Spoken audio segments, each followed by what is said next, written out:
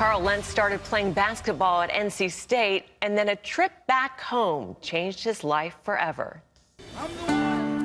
Carl Lentz is not your typical preacher. Because the way used to be the Torah, it used to be the Old Testament. He wears leather jackets, has a dozen tattoos, and draws a standing room only crowd to his Hillsong, New York City church. But Carl doesn't dress to impress, nor does he tell you what he thinks you want to hear. You have the right to be an influencer. If Jesus is everything to you, you sit in a position of influence right now. With his no-nonsense, shoot-from-the-hip style, Carl reaches millions. From the faceless to the famous, he even baptized Justin Bieber in an NBA player's bathtub. In his book, Own the Moment, Carl shares how he tried to run from God as a teen and why he believes truth always wins in the end. And please welcome to the 700 Club, Carl Lentz. Carl, great to meet you. Pleasure. Welcome Glad to be home. here. Thank you. Virginia Beach, this is your home. This is your old stop. 757. Still have the area code. Yeah, that's fantastic. And some of your folks' families here with us in the All my audience today. folk and family. All your folk and family. Kathy. Woohoo! Mary, All Betsy, right, we're so Lori. glad they're here. Love you. Well, let's talk about Hillsong, New York. You get about 8,000 to 10,000 people every week. A lot of celebrities, Justin Bieber, Jay-Z attend sometimes. You know, some people say, is it the cool factor that brings in the big crowds?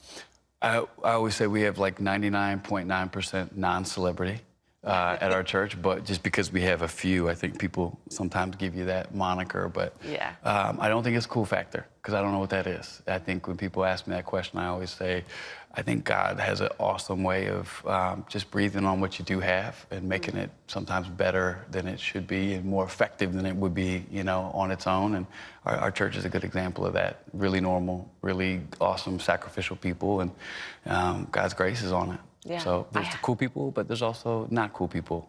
I don't think I'm cool. My daughters tell me that all the time. So I'm like, I don't even fit in my own church if it's about being cool. That's good. Well, in college at NC State, you almost walked away from your faith. You know, what turned you around? I think realizing, number one, that God's faithful when we're faithless. That's a huge revelation. You were a basketball player. Yeah. And you had a Bible with you. 'Cause Many Bibles. Your parents were missionaries, right? I think they have done so many things. I don't even, I've lost count, but they were amazing Christian examples. And I definitely looked at them and thought I loved them, but I don't know if I can live that life. Right. I kind of did my own thing for a while. And then in college, I took a right turn and it changed my life. What happened when somebody saw that you had a Bible in your room and they said, is that your Bible?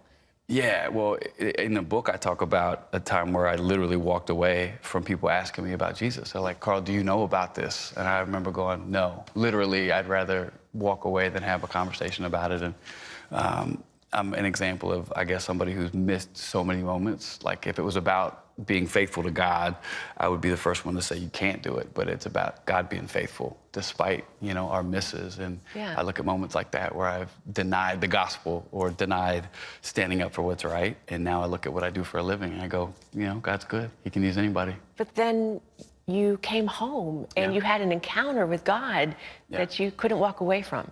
No, I think I made a decision to actually do what God said. It's one thing to hear it and talk about it, but I think when I was faced with a decision of, am I going to make this a real life change? I got to do what Jesus said, and I started doing that.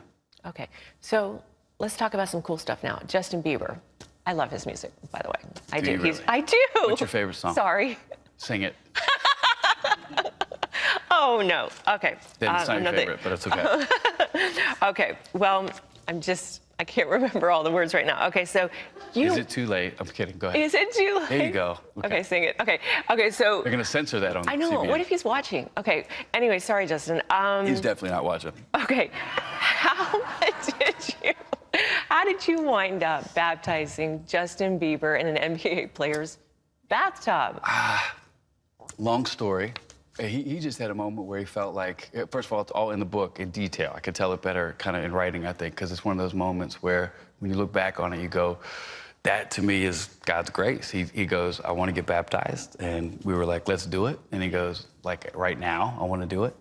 And we couldn't find a place to make it happen because of a million different factors. Ended up in a buddy of mine's apartment in the Upper East Side of Manhattan. giant bathtub. I bet it was a big bathtub. That's what I was going to say. Yeah, because the guy is a big guy, 7'2". So it just was cool. I think that it's not about where you get baptized; it's about why. And that to me was another example of a really. Amen. That's really cool. Yeah. All right. Well, you received some heat recently. You were on The View, Yeah. and one of the hosts, Joy Behar, asked you if abortion was a sin in your church, and you got some heat from your response. How are you? I guess how are you responding to that backlash? I'm not really, because I didn't consider it heat. I think just because people make little noises about something you say, we don't always have to give a response. But I will say, if somebody who's not a Christian asks me about sin, the logical question is to first ask them, who is God? Right. Because if God is the one who sets the mark for sin and not sin, and you ask me about sin, I got to first find out what you believe. Mm-hmm. So my point in that moment was to not give somebody who has no context of who Jesus is, of what sin is, why give them an answer which they have already used against Christians and give that more fuel. So for us, it was cool. People are going to always have their opinions about what we say, but the good news is we're going to be here saying it again and again. So we're going to give people something to talk about. You don't water down the gospel. I've heard you preach, and I read your book. Yeah. I had a long trip to Canada, and I was so glad that this book is so good because it was a long trip, and I just kept reading and reading. Awesome. Thank you. And it's called Own the Moment. Yeah. And what does that really mean? I mean, we don't have a lot of control about a lot in this life because it's not in our hands, so to speak. I'm trying to get people to realize what they do have is enough for God to use right now. So if someone's watching and they have a job they don't love, God can still use you. If you don't feel like you're where you want to be someday, you're definitely not where you should be. Had it not been for God's grace, He can use you right where you are. That's the essence of the book. Silver and gold have I none, but what I do have. It was enough to get somebody walking then. It's enough to get somebody running now. So here I am interviewing one of New York's hottest. Justin's #1 fan. Justin's #1 fan. Pastors, I am owning this moment right now. I'm really enjoying this. And I got to tell you, there are so many great stories in this book. Yeah. And it's funny. And what I guess maybe my biggest surprise about it was how real and how humble you are and how you shared a lot of your own insecurities. That really blessed me. Well, I think I've been in church long enough to know that preachers often tell you their good stories. And I don't believe that's, indicative of what real life is like. So once I found out that you could use your failures as lessons, I was like, I got material for years.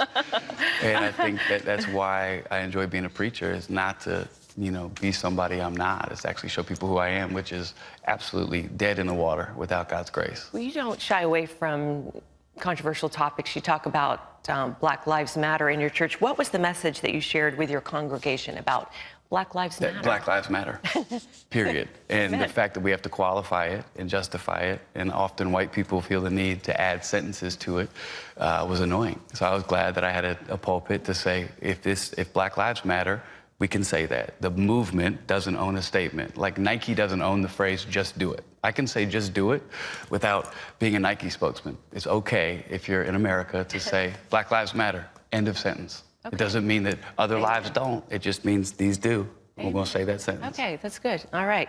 Well, do you think your high profile and your celebrity friends make it more or less difficult for you to be the man that Jesus called you to be, Carl?